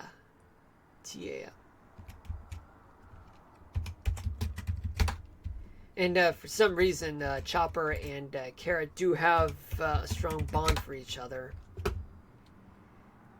And, of course, there was a thing where, like, you have two groups of minks of the mink tribe. You have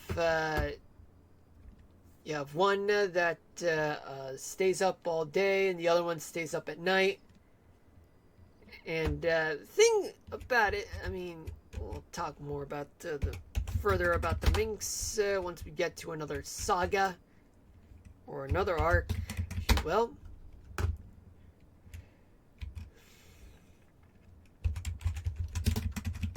Of course, there were a lot of things in Zo that had happened. There was a bit of a rivalry between the cat and the dog, type of minks. But after that was dealt with, there was something that was happening after all this. And this one was the important part. There was something for Sanji.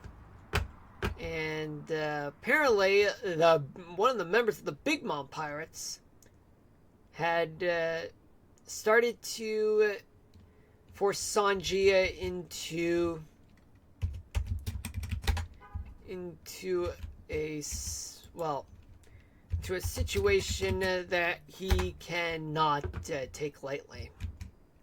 So, what does this mean? It means that Sanji was gonna end up leaving the Straw Hats. Although not intentionally, but more like against his will.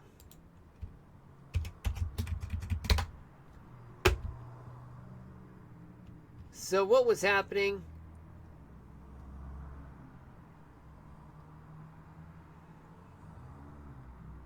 The Big Mom Pirates are up to something.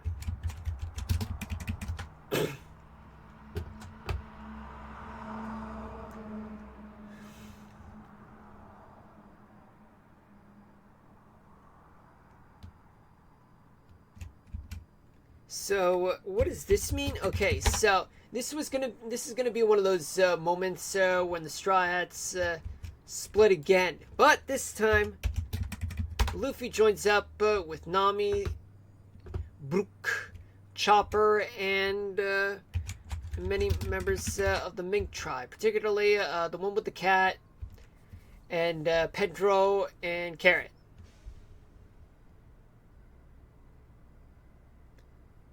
This was significant because Sanji's involved, and it's just that they have to take back Sanji. But of course, Zoro, Sanji and Zoro really hate each other, so they were like, screw Sanji, according to Zoro.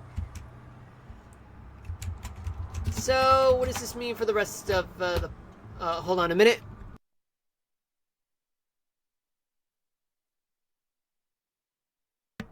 Yeah, what does this mean for the rest of the Straw Hats? Well, they joined up with the one with the dog, the one with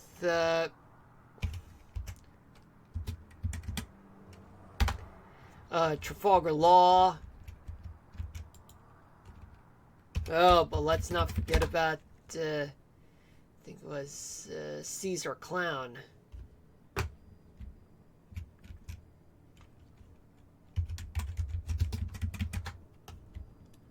As a bargaining chip.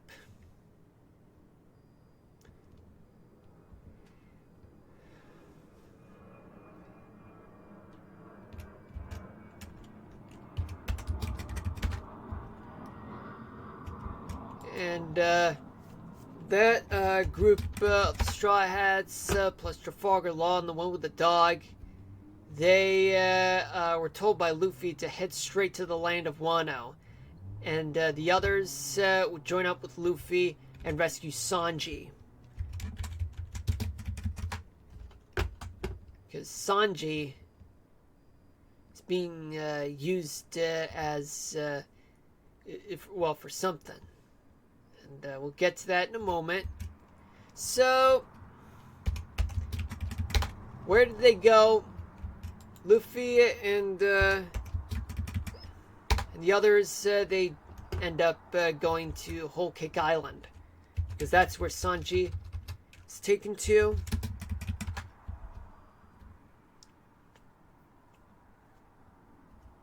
And at Whole Cake Island, Luffy and half his crew encountered, embarked on the island. But Whole Cake Island is actually home to Big Mom and her pirate crew. And her pirate crew consisted, most of her pirate crew are sons and daughters. Though they don't have the same fathers. So I guess in a way, Big Mom had slept with so many guys, had so many kids with so many guys. Like, dude, she is sick. She's completely sick, folks.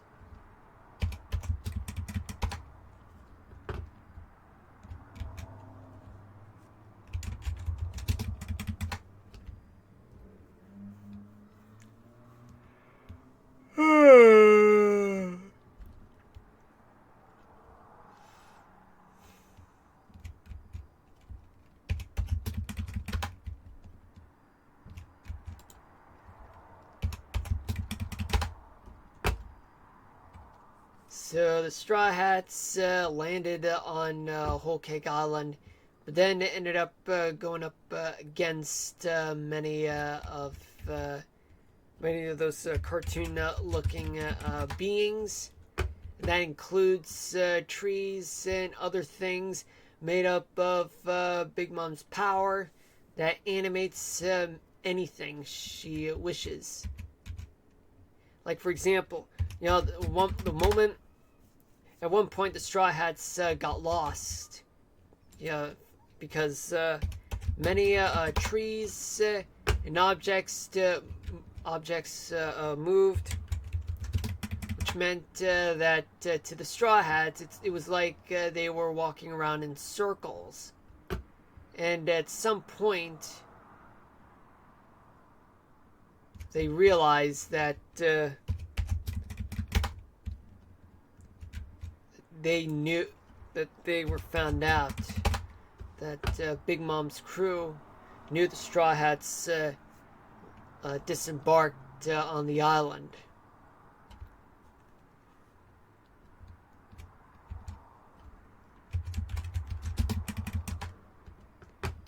And so, therefore, one of Big Mom's generals, grown up against the Straw Hats, and for some reason there was one big guy that ended up getting stuck. Hold on a minute. Yeah, just I'll deal with that in a moment, folks.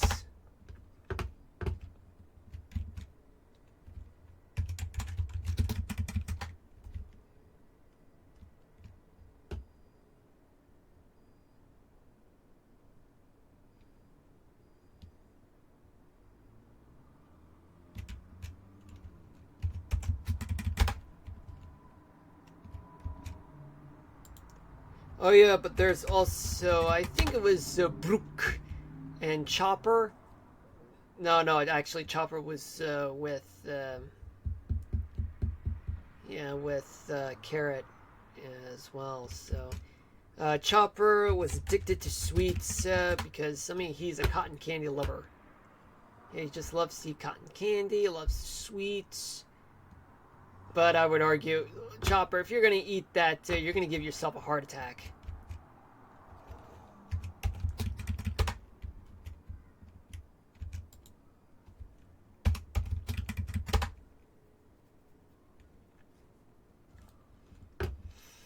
I mean, due to the amount of episodes that lasted throughout Whole Cake Island, I can only summarize what I remembered. And there was just too many episodes for me to keep up and to memorize. So I'm like, okay, I'm just gonna stick with the ones that I remember the most. Like the Straw Hats getting lost in the forest. Then they found Sanji being carried away into the central part of Whole Cake Island. Then later on, the Straw Hats finally they met up with Sanji after beating many members of the Big Mom Pirates, though it wasn't really easy though. So Luffy tried to convince Sanji to come back to the Straw Hats and demanded an answer. Why would Sanji join up with the Big Mom Pirates?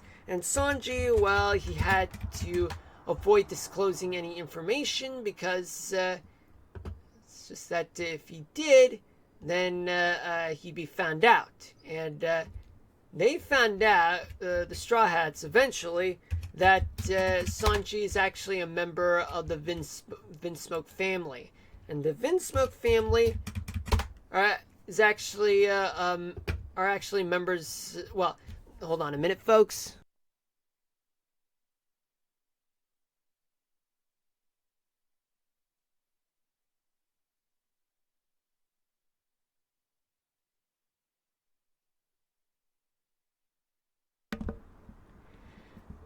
They would find out that Sanji is a member of the Vinsmoke family, and the Vinsmoke family is notorious for their imperialistic goals of taking over the world. Yet they actually are seafaring people. They are the type of people who live on the sea, on boats, throughout their whole lives. They never reside on land, usually. And their goal is to create weapons, take over countries, and they're able to use technology to their whim. And get this, the big reason why Sanji had to leave the Straw Hat Pirates, it's because of politics in One Piece. The politics is that if Sanji, a member of the Vinsmoke family, marries a member of the Big Mom Pirates, their forces would become stronger. Thus, members of the Vinsmoke family, as part of Germa 66, or I would rather pronounce it as Germa 66, they would be super formidable and take over the entire world.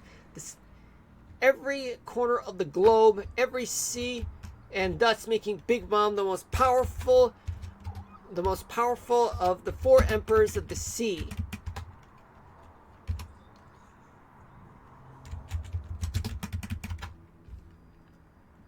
And if Sanji marries one member of the Big Mom Pirates, that would be a super big deal.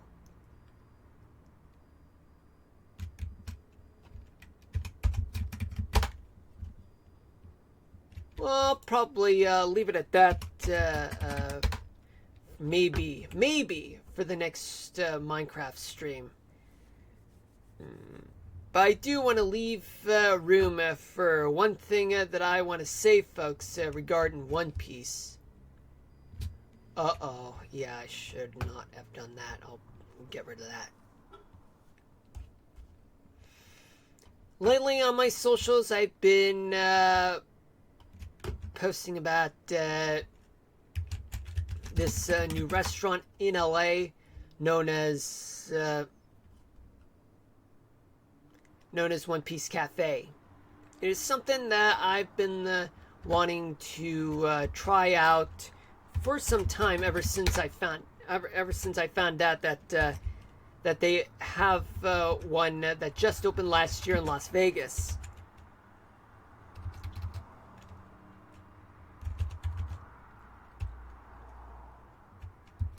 And the one in Las Vegas has desserts, but I think the one in LA, I'll find out about that tomorrow, because tomorrow is their grand opening of the One Piece Cafe in Little Tokyo in LA. This is the second One Piece cafe restaurant in the United States. And what I'm hoping for is that they would open another one, but in New York. Hopefully. It's not confirmed.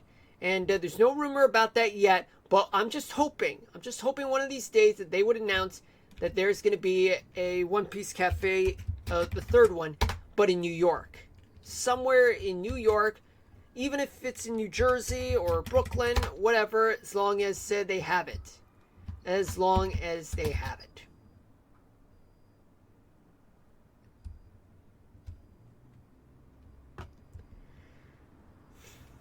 Yeah, but if it's just going to be Las Vegas and LA, we'll see what happens. Maybe I'll eat from the One Piece Cafe the next time I'll be in LA. It'll be my third trip there.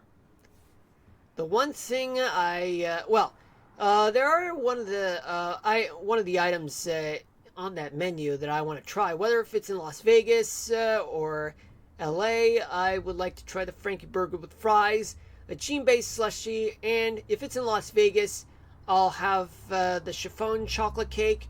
But if it's in LA, and if they do have it, I'll just have one of the donuts. Just the good ones, though. But I gotta figure that out. Like, just after the grand opening, if they have it.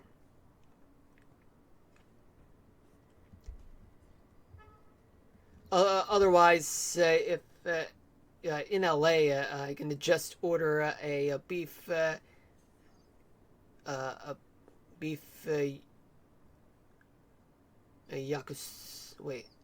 yakisobe noodles, or Zoro's onigiri with Nami's fries. Well, they are ordered separately, though. Either Robin's Flower Power or Nami's Tangerine Slushie.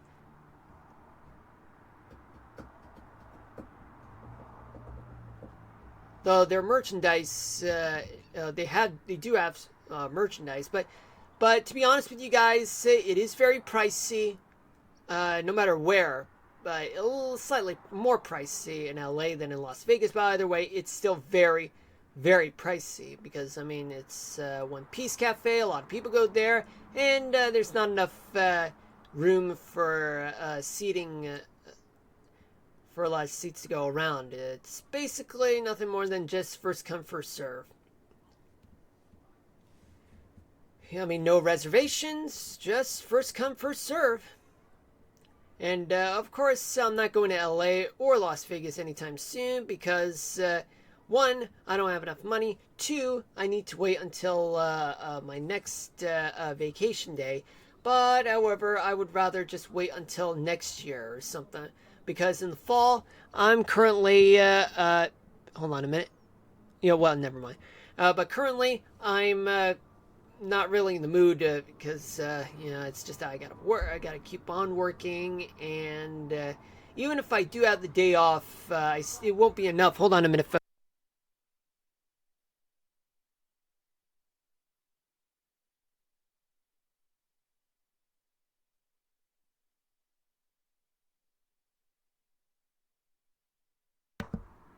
But even on my days off from work on weekdays, it won't be enough because it's just that I've already used up my vacation days. And I gotta save it for next year. You have to go elsewhere, including Kansas City or to Missouri. Just to see my bro. Yeah, and even to other places as well. But for the most part, well, I wish I can go to either Vegas or LA at a One Piece cafe, but that'll have to wait a little longer. Little longer. As long as they're still around, Because you never know what's going to happen. Alright, I'm just going to leave it there. Right now, I'm along Northwest 10th Avenue, and we're almost there, folks. We're almost halfway there. Now I'm going to switch gears to here. Alright, folks. And before I get to the weather topic of the day, I just need to get rid of some things. Folks, just so you know, folks, it is not cool to spam, not even to impersonate other people. Because I've already dealt with one this morning, and boy, there's just too many crazy people out there, folks. Too many crazy people online and even in person. It's just not cool at all. Alright? Just gotta be very mindful about what's going on. No spammers, no impersonators, nothing like that. Alright? And also no cyberbullying at all. I don't care what excuse you got, there's just no excuse. Alright? It's a complete zero tolerance policy towards spamming, about viewerships, impersonating people, ordinary people, celebrities, or whatever. And no cyberbullying. Cyberbullying ain't cool. It costs a lot of people's lives, ended young lives, folks. It's not cool. It's not cool. Even if you're at the top, or pretty much at the lowest level. Stop cyberbullying, stop impersonating, and stop spamming. Alright? It's not cool. Alright, now let me do the weather topic of the day, folks.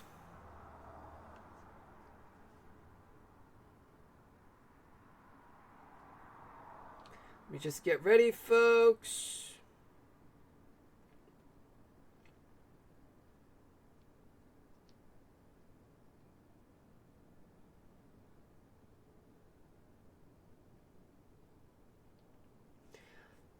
Okay, now I gotta check Radar Omega first. Okay, so is there a tornado? Oh, there is a tornado warning, folks. Okay, there's one located in Wyoming. I know, folks, I'm supposed to do the weather topic of the day, but I gotta get to this, folks, just real quickly. And it's located in Cheyenne, folks. Oh, this is very serious, folks. For those who are in Cheyenne, please do take cover, take shelter immediately. I mean, can't take this lightly. Stay underground, away from the windows, but if underground shelters are not available, just seek shelter in a low-lying area or in a ditch if you're outside, but in your car is definitely not a good idea. Stay in place in a ditch if you're outside, and cover your head. And if you're inside, do take shelter in an interior room with no windows. And if you do have an underground room, just stay away from the windows. Stay in an interior room, just so that you don't get hit by debris. All right, folks. Now, Where's the tornado, folks? Okay, so from what it looks like, okay, so this is what the radar looks like, and it looks like it's in the center of town. This one is moving away, moving away, moving away, moving away, and this one is moving towards right now, and it's moving that way, and that way, and that way. Yeah, this whole thing. I mean, from what it looks like, I can see that there is a tornado just east of Cheyenne. And let me pull up the radar reflectivity radar. It looks to... Let's say this right here could be the supercell of the... Oh, hold on a minute. The... Hook echo, but this is quite vague, folks. Let me see the correlation coefficient. And much of the debris is located just east of Cheyenne, folks. Right along I-80. This is very serious, folks.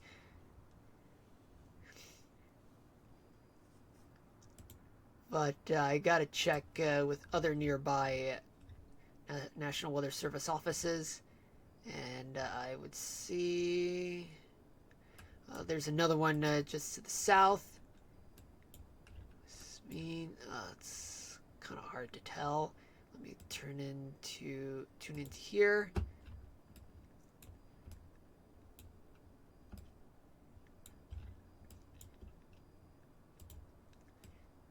One here. So basically, it's just southeast of Cheyenne.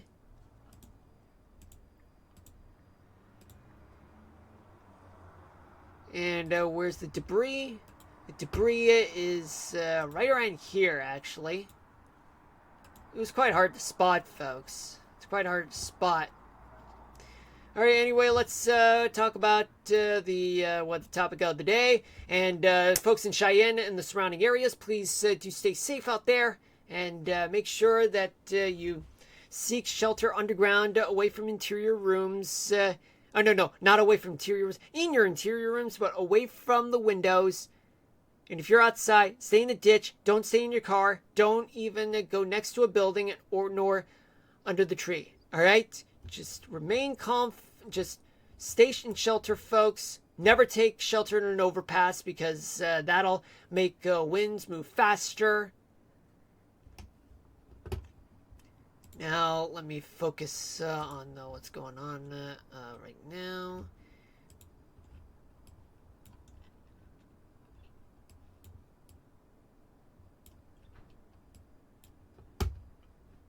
Just play the animation for you guys. Okay, so let's do the weather topic of the day. So the weather topic of the day is...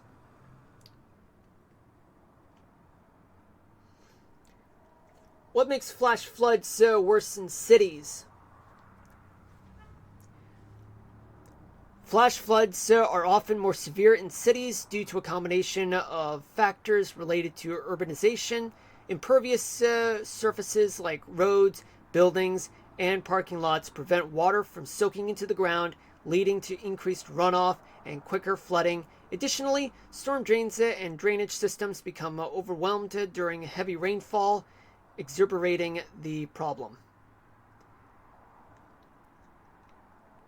Alright, folks, that's it for this stream. I'll see you guys tomorrow from 6 to 8 p.m. But there's a possibility that I might stream a little early, maybe at 1 o'clock p.m., but only lasting for 1 hour, just so that I could talk about the weather. But if that's not an option, 6 to 8 p.m. stands. Alright? But do hit me with a follow, just so that you guys will know when I'll be streaming the next time, whether if it's going to be tomorrow or not. And do turn on the notifications, just to get a better reminder of whether if I'm going to be streaming or not. Alright? Now, it'll be Kingdom Hearts tomorrow, from 6 to 8 p.m., whether if I'm doing the weather at 1 p.m. or just 6 p.m. Alright? I'll see you guys tomorrow. And until then, peace out, everybody. Hit me with a follow and turn on the notifications so that you guys will know when I'll be streaming the next time. And also, peace out, everybody. Love you all. Stay safe out there, no matter the weather. Just to protect yourselves and each other. Love you all. Peace out. Signing out.